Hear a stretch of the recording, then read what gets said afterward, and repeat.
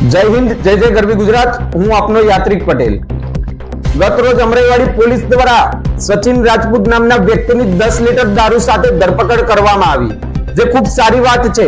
પરંતુ સવાલ એ થાય છે કે શું ખરેખર દારૂબંધીનો અમલ કરાવવા માટે અમરાઈવાડી પોલીસ દ્વારા રેડ કરવામાં આવી હતી કે આમ આદમી પાર્ટીને ખરાબ ચિતરવા માટે, આમ આદમી પાર્ટીની છબી બગાડવા માટે રેડ કરવામાં આવી હતી? કારણ કે ગતરોજ રાતથી મીડિયામાં જે ચાલી રહ્યું છે કે ભાઈ આમ આદમી પાર્ટીના નેતા સચિન રાજપૂત 10 લીટર દારૂ સાથે ઝડપાયા। આમ આદમી પાર્ટીના નેતા સચિન રાજપૂતને 10 લીટર દારૂ સાથે ધરપકડ કરવામાં આવી।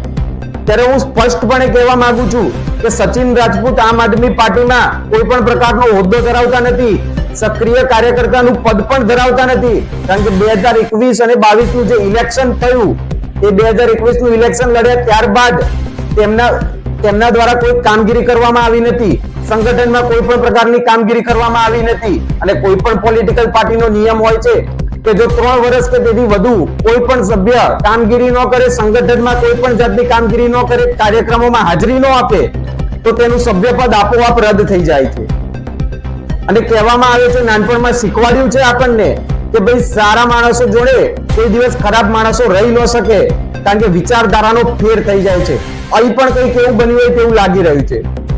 બીજી વાત, હું અમરાઈવાડી પોલીસ તંત્રને કહેવા માંગુ છું કે જો તમારે ખરેખર દારૂબંધીનું અમલીકરણ કરાવવું હોય તો આંગળીના વેઢે ન ગણાય એટલા દારૂના, જુગારના અને ડ્રગ્સના અડ્ડાઓ અમરાઈવાડી વિસ્તારમાં ચાલી રહ્યા છે। કદાચ ભારતીય જનતા પાર્ટીના રહેમનજર હેઠળ આ દારૂના, ડ્રગ્સના અને જુગારના અડ્ડાઓ ચાલી રહ્યા હોય તો પોલીસ તંત્રને દેખાતા ન હોય, પરંતુ કઈ વાંધો નથી, આવનાર 48 કલાકનો પોલીસ તંત્રને અમે સમય આપીએ છીએ।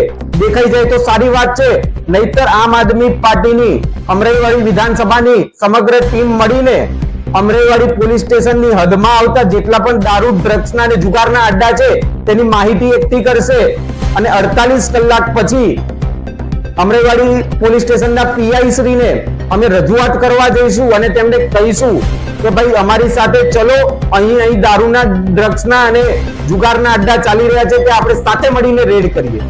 જો ત્યાંથી પીઆઈ શ્રી અમારી રજૂઆત નહીં સાંભળે, તેના ઉપર કોઈ એક્શન નહીં લે, તો આગામી સમયમાં આમ આદમી પાર્ટી દ્વારા ઉગ્રમાં ઉગ્ર વિરોધ કરવામાં આવશે અને જ્યાં જ્યાં ડ્રગ્સ, દારૂ અને જુગારના અડ્ડા ચાલી રહ્યા છે ત્યાં આગળ જનતા રેડ કરવામાં આવશે, જેની સંપૂર્ણ જવાબદારી અમરાઈવાડી પોલીસ સ્ટેશનની રહેશે।